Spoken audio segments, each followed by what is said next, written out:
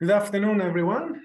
Thanks for coming to the Community Wellbeing Applicant Guidance. For those that don't know me, my name is Alberto Furlan. I am a Senior Program Manager at the Empower Foundation. I've been in charge of the Community Wellbeing area for the past 13 years, almost 14.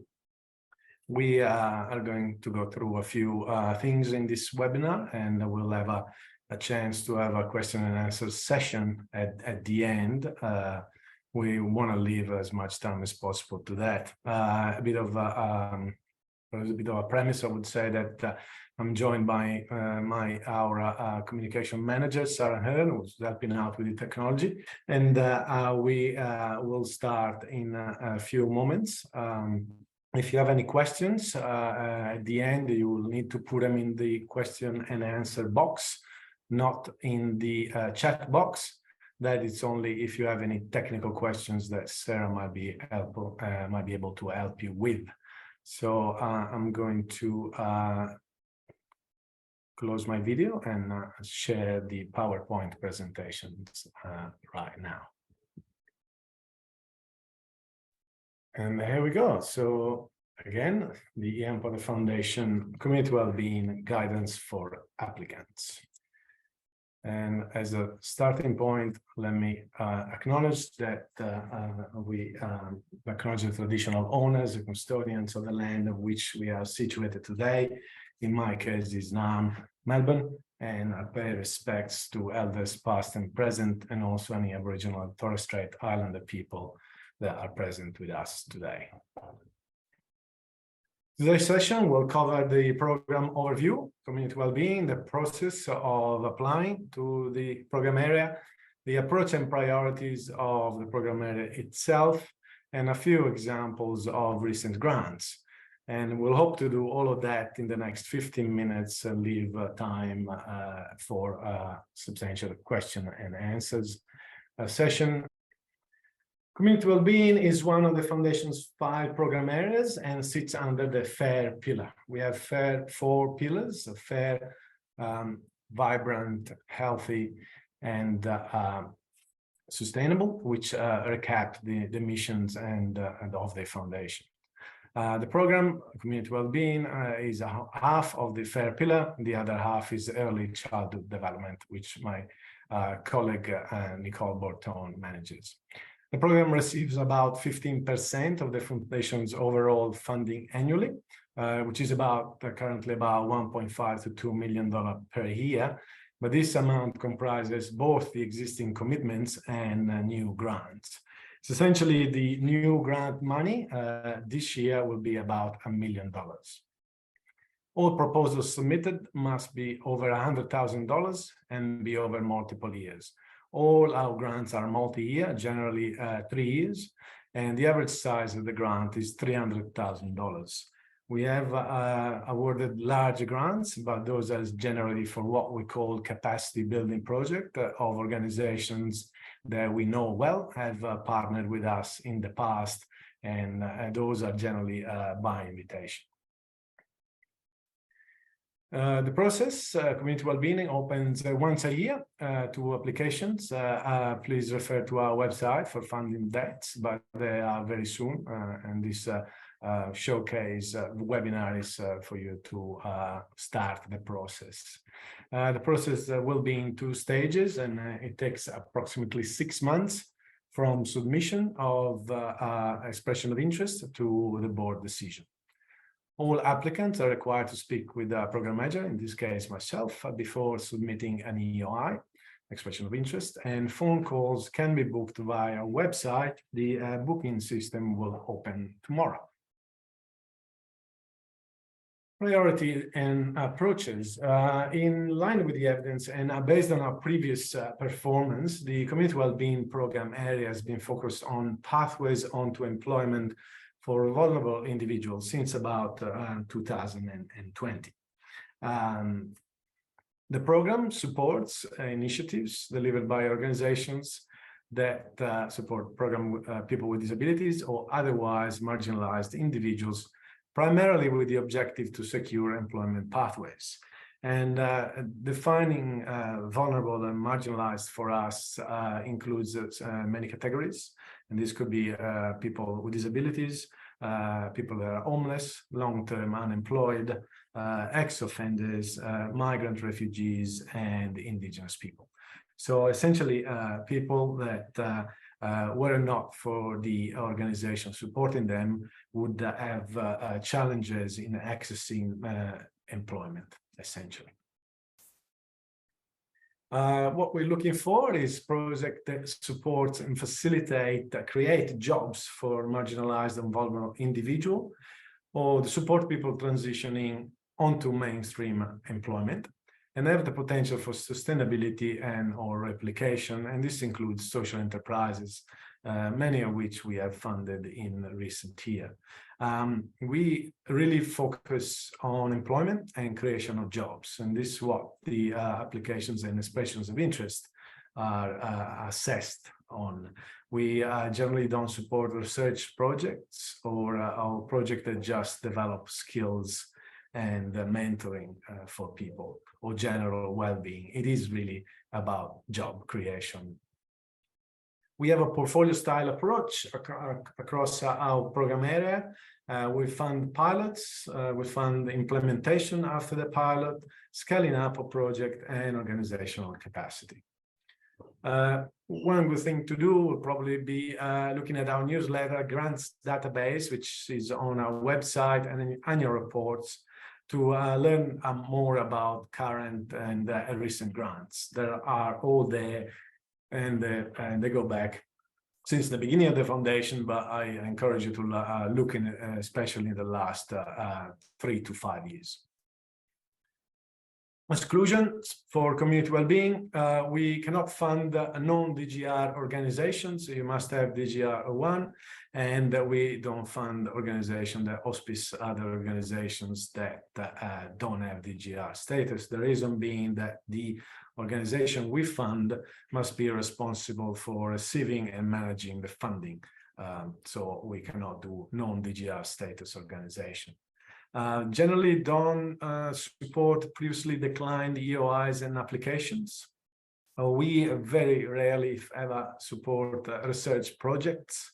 Mentoring and training programs. Again, we'll acknowledge absolutely that mentoring and training is necessary for getting employment, but we focus on the employment creation and job placement for people rather than the stage before. This is what our board has been consistently supporting in the last few years. I've done in the past, but not so much in these days, food security, material needs, and capital projects. They will not be considered a priority for us. We don't fund ongoing programs that are already being delivered, even those that have minimal changes, a new location or a new demographic. If we were to fund existing programs, it would be for substantial scale up. We don't prioritize projects that don't have or have minimal financial leverage for us. We always look for financial leverage, and the number is not set in stone, but generally speaking, depending on the size of the project, we don't fund more than 50% of any given project. And we don't support evaluation only of programs, so a request just for the evaluation of a program that is already going. We do fund evaluation, of course, but if it's part of the new program we fund.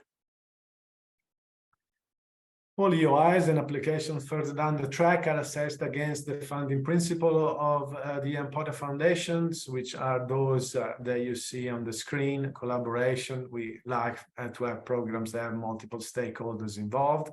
Innovations in terms of, don't reinvent, obviously, look for projects that have the capacity to change the status quo and are the best in their field. Sustainability, which is a bit challenging to define, but we might touch on later on the Q&A. Essentially, we don't really want to fund something that is unlikely to continue in some shape or form after our contribution, and focused really on projects that prevent and the issues people are experiencing or have potential for impact.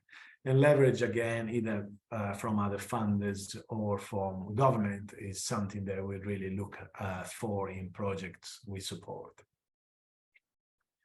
A few tips and hints for a successful EOI or applications. Do your research, of course, and I'm not saying you won't, but it's something that we definitely look for when we assess. So why are you the best organization to run the program, and is that particular issue being dealt with by others?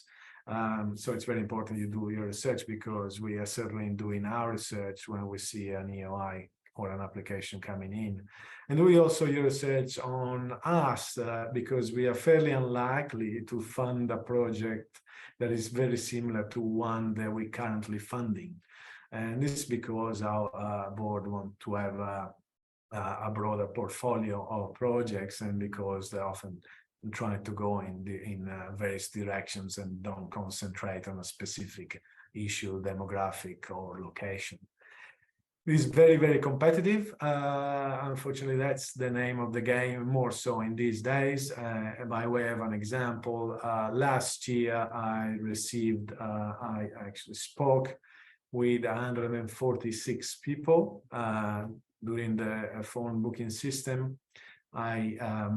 We processed proceeds 80 of those to to EOI, expressions of interest. And we progressed about 15 of those 80 to full applications, and we awarded 10 grants.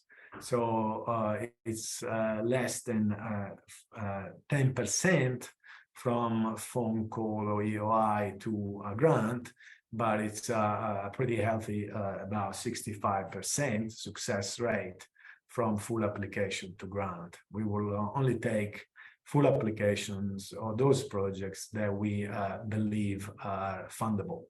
And then not making it, unfortunately, is just a matter of not having enough funds to distribute every year. Evaluation is critical for the project, as you well know far better than I do. Having evaluation budget also is critical, and we will certainly consider that in funding the application. Numbers really do matter, not in terms of size of your project so much, but in terms of actually putting them down on papers. You might be surprised to know that I still receive a lot of EOIs where people don't even mention how many people they want to help, how many seminar, workshop placements they're going to do, and in which location. So, reference those numbers and locations and stakeholders is very important. Again, to that, evidence of collaborations with other organizations or organizations that are key stakeholders in that specific project is very important. No, we don't require a letter of support at the EOI stage level, but we will encourage you to submit letters of support if you're invited to put a full application from the relevant stakeholders for your project. Financial leverage is very important for us. I was mentioning before, we generally don't fund more than 50% of any given grant or given project, obviously depending on the size. If the project is $3 million, obviously we'll fund a far smaller proportion than that, than 50%. If the project is about $600, $700, we might consider 50% up to $300,000. Generally speaking, our average grant is $300,000 over 3 years, therefore $100,000 a year. Please take the advice of program manager, myself or others, if you wish to apply to other areas of the foundation or other foundations for that matter. The main thing for me is not waste your time, because your time is very, very valuable as you help a lot of people in the field. We will really not wish you to complete an expression of interest if your program is unlikely to be considered, and be sure I will be telling you that if that's the case. I am fairly honest in my assessment of your projects when you call me, and if I recommend that they might not be a priority for us, you probably should not submit an expression of interest. Examples of recent grants in the last few years. The first one is from the Torch and organizations in Melbourne. Wanted to establish a wraparound social services model for participants or the Torch, which are Indigenous ex-offenders that face challenges to reintegration and employment by providing connection to holistic services. And this was done because it would complement the already great work that Torch is doing with people coming out of the justice system, but that didn't have that particular aspects of their operation. So this was indeed a pilot project for them, and it's still ongoing. So it was $190,000 over 3 years. The second one, Jigsaw Group Australia, creating 1,000 traineeship and 600 award wage jobs to prepare people with disabilities for mainstream employment. This was the scaling up of their Jigsaw social enterprise, which employs people with disabilities, more specifically people with intellectual disabilities, generally on the spectrum, ASD spectrum, in data management, social enterprise. Jigsaw had 2 operational hubs in Sydney and Brisbane, and with this project we're going to take the number of hubs to 6, so almost more than doubling their capacity.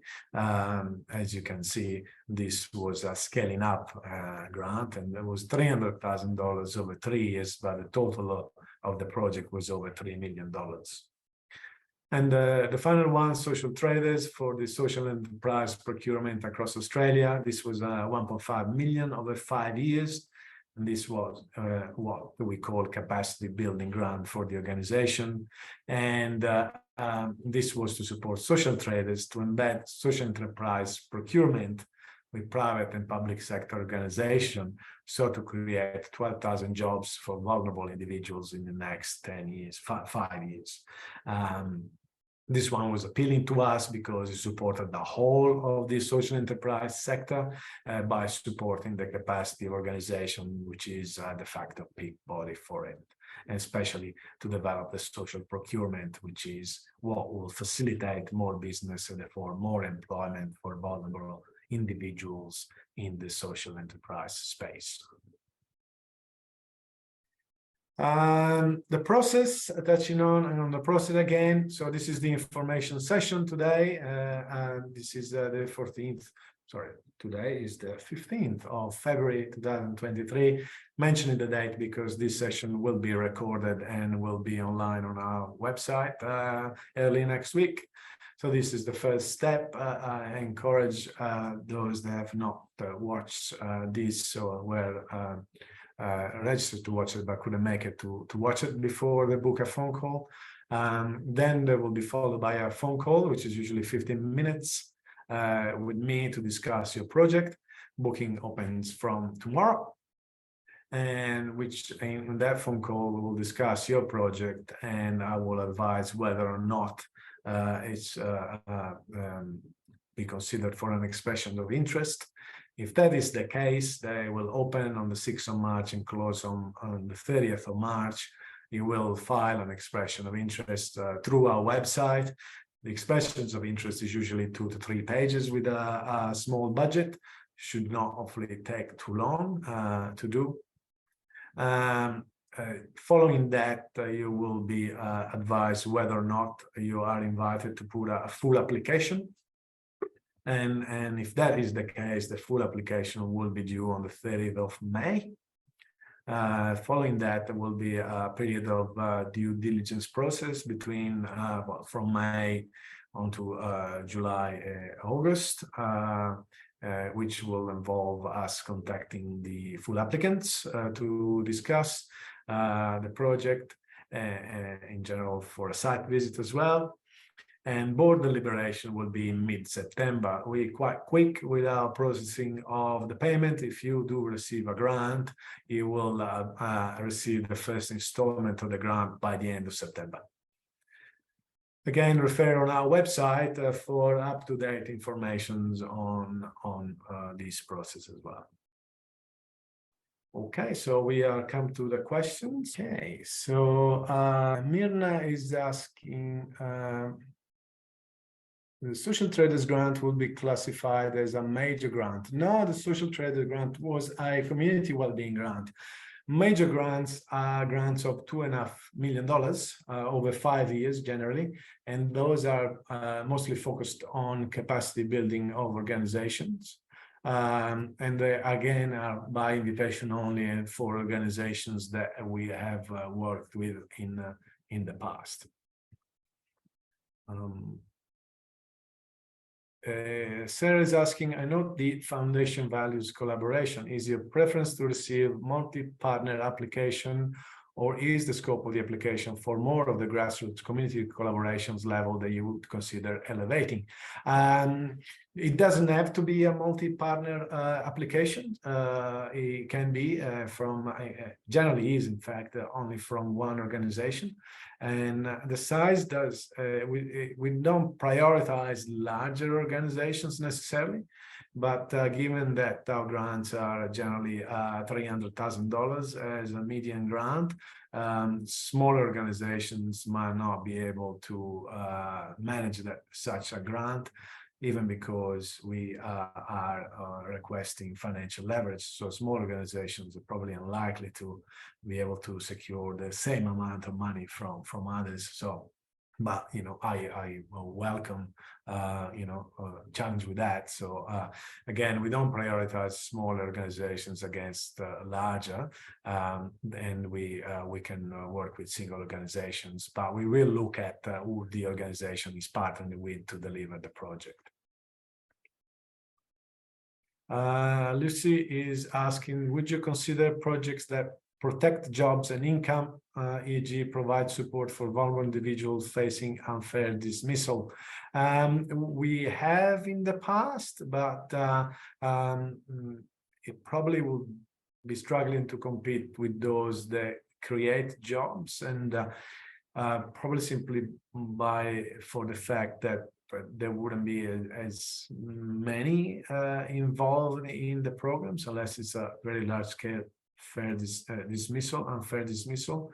And also, generally speaking, new programs create job for people that are not employed rather than for those that are already employed. So we probably, the board would prioritize elevating the life circumstances of those that have not employment rather than protecting those that have it.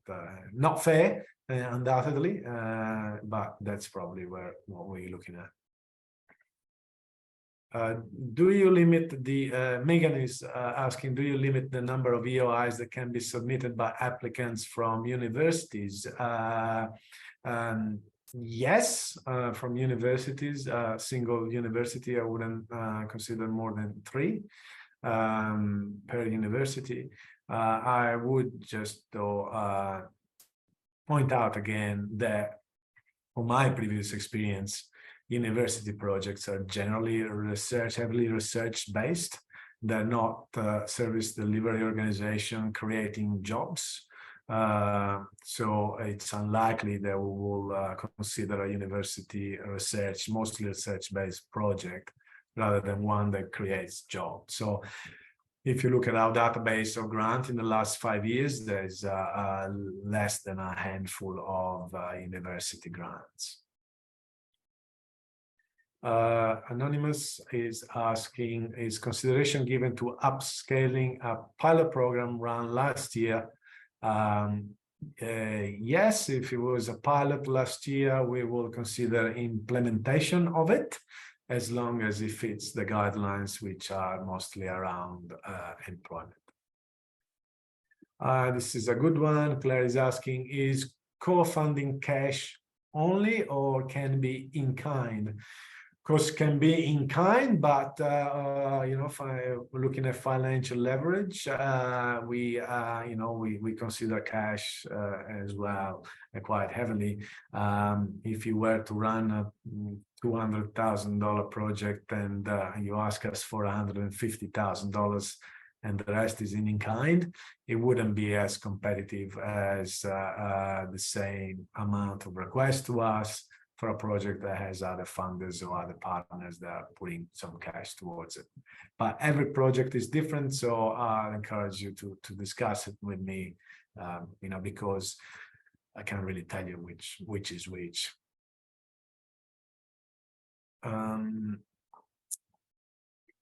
Joanna is asking, can you please provide some more information about the role of volunteers in the proposal and how this is evaluated?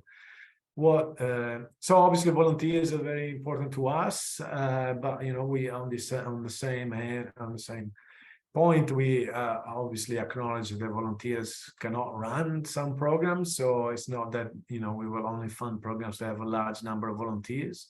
But it's about community involvement. Essentially, it's about having resources for us. So a good number of volunteers in the programs are good, but they're not essential for being considered for a grant.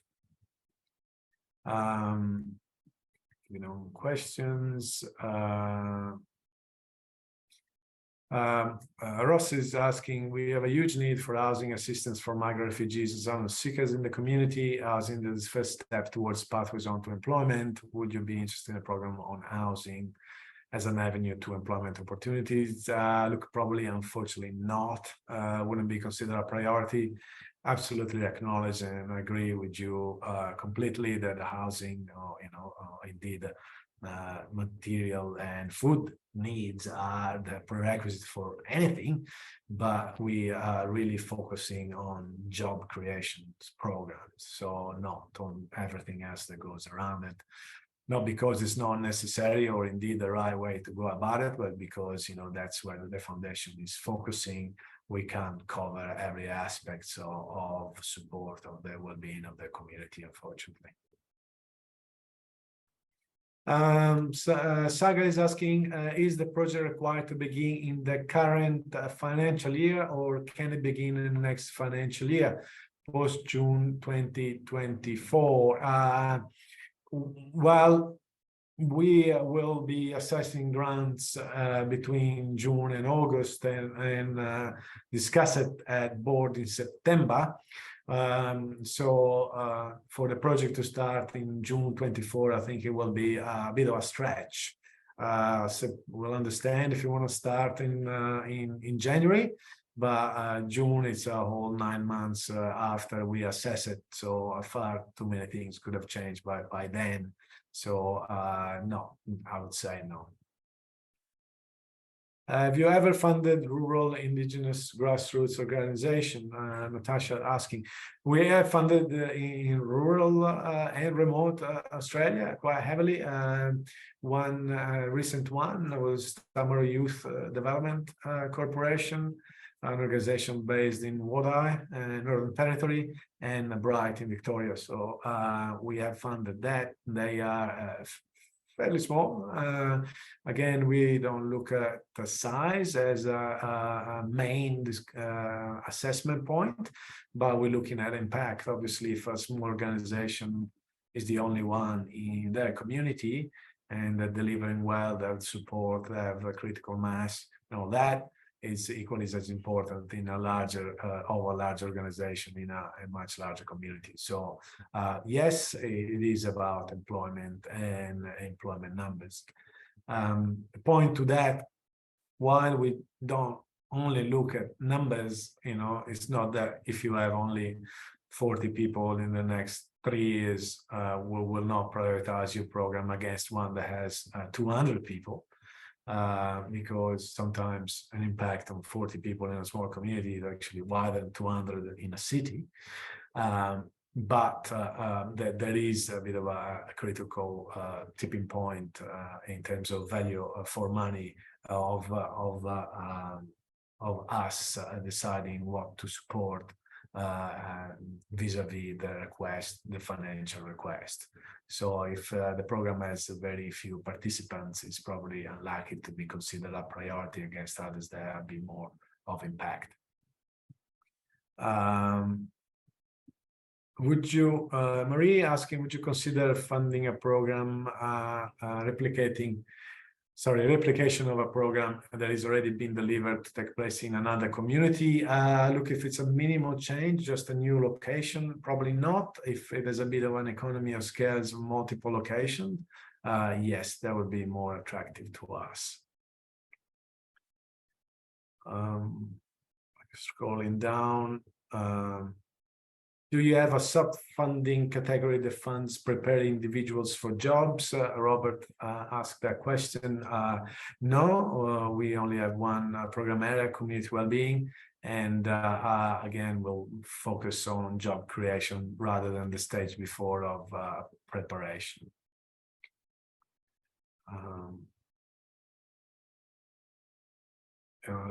In terms of Felicity is asking, in terms of scaling out, is there a baseline for the number of sites and no beneficiaries? No, we don't have a baseline. That would be best for you to have a conversation with me. Again, because we go in terms of impact. You know, obviously, if you're doubling in or 3 times in 3 communities rather than 1, but your impact is very large because the community is small. Against you're duplicating in 10 communities because you're working with large number of people, that would need to be assessed on a base, on a single base, on a project by project basis. Anonymous is asking, would IPF consider covering employees' cost, those with a disability in the program, if the program was sustainable thereafter? This is interesting. I'm always fascinated by these questions. Would you support salaries? And the answer is always yes. And I'm fascinated because I generally don't understand funders that don't support salaries, because who's going to run the program? So obviously, yes, we will support salaries of the program managers of the program, but also the salaries of the people working, if that's the case with social enterprises. Clearly, though, if it's a social enterprise, and I'm not sure that's the case with your program, we will look at your income from trade and expect that some of that at the beginning, but an increasingly larger number of that will cover the wages of your employees. But you know, we can support that at the beginning if you get started.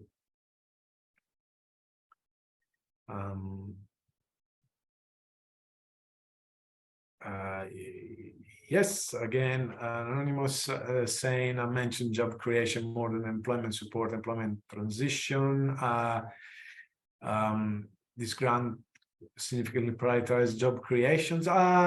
Not necessarily. We, you know, if you were to run a social enterprise and your aim was to support the transition of the people that work with you in the social enterprise onto mainstream employment, and you were needing to employ a manager that facilitates that, we will consider that very much so. So it's not just about creating jobs for your own project, but if you're running a project already, but a lot of your people that work with you are ready to transition out, but you need the scope and means to help them do that, we will consider that as well.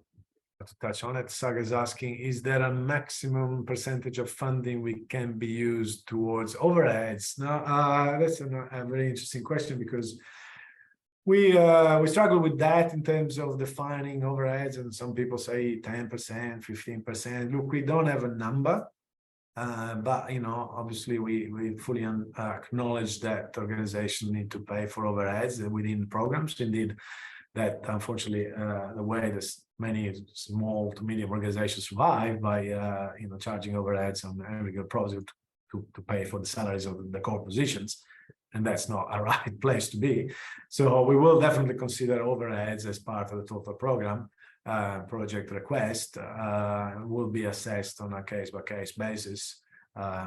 obviously, if you present 50% overheads or 30% overheads, even that will might question that, but depends on the size of the project, of course.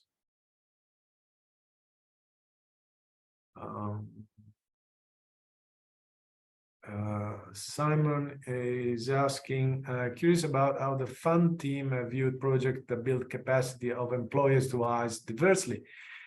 Training, education, policy, process development. So the primary target is employers and ultimately beneficiaries, job seekers from diverse background. Yes, look, we have funded in the past program that educated employers in supporting and employing people with disabilities. So we see we see that as a part of the whole. The employer support is sometimes as much or even more important than employee support in some cases, because that's how you shift the dial on mainstream employment of diverse population. So we will definitely consider education of employers program that are focused on people with vulnerability or being marginalized. Yes. Anonymous is asking, would you be interested in a social enterprise project that focuses on creating micro businesses for women from migrant and refugee background? Look, we have found this is one of those cases where at the beginning I said do your research on us as well. We are currently funding Sister Works, which, as you might know, is an organization in Melbourne that does exactly that. So it's probably unlikely that we'll see a project that does similar thing as a priority, while we have a current open grant with an organization that does similar work. Jem is asking, with mentoring, we mentor vulnerable young people disengaged from education. We are building a project for employment pathways for these young people after completing the mentoring program. Will this fit? Potentially, but again, we will look at employment outcomes. So if the project is also only continuing mentoring or the training part, not the priority. If the project is geared up to create a job for the people that you have mentored in the past, yes, we will consider that, but it has to have jobs at the end of the project, essentially. Would you support anonymous project, create a professional traineeship for young people, low socioeconomic background? Probably not, because it's just a traineeship, unfortunately. Again, we acknowledge that that stage is very much needed, but if that's just a traineeship and does not lead to a permanent employment, that wouldn't be as strong as other project under assessment. This is a good one, interesting one. Roseanne, do other funders need to be secured already, or is the intention to seek additional funders sufficient? At EOI stage, I would say no, it's not necessary to have secured other funders yet, but you might we will need to have an idea where other funders are coming from, and that's most likely a question I'm gonna ask during the phone call. At the full application stage, we will definitely require you to have a clear pathways for additional funding if you require it as part of your budget. So not secured again necessarily, but an application in progress with other funders, if that's the case for the project. Crystal is asking, is co-design with end users in year one of the project able to be funded as part of the overall project? Yes, we will consider it. Clearly, though, we look at year 2 and 3 in terms of employment outcomes. So, if there's no perspective of creating that, will not be competitive, but eco-design is a necessary phase for employment. We can definitely consider that in year 1. Vicky is asking, would a small innovative pilot program enabling long-term unemployment into workplace with a small number of participants be considered? It can. We currently have a program that is working with about 15 people a year. So about 50 people all up in 3 years, which is not a huge number, but are people that require a lot of support, and it's very intensive. So we appreciate that.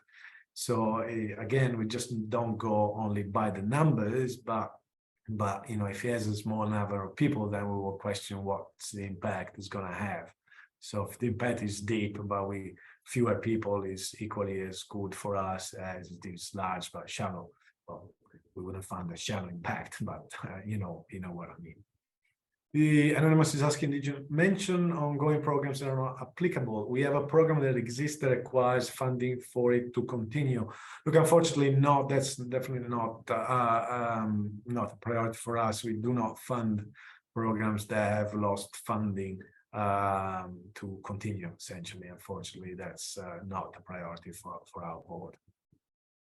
Jackie is asking, I know that the programs to support material needs are not considered, but I see St. Kilda Mums received a grant, which is not directly employment. Can you please clarify? Okay, look, yes, St. Kilda Mum received a major grant, capacity building. That's a capacity building grant for an organization that we have worked with in the past. So it's sort of a separate parallel category to that. So that's why we awarded the grant to organization that does not necessarily work in the employment space. You will find such examples in the database.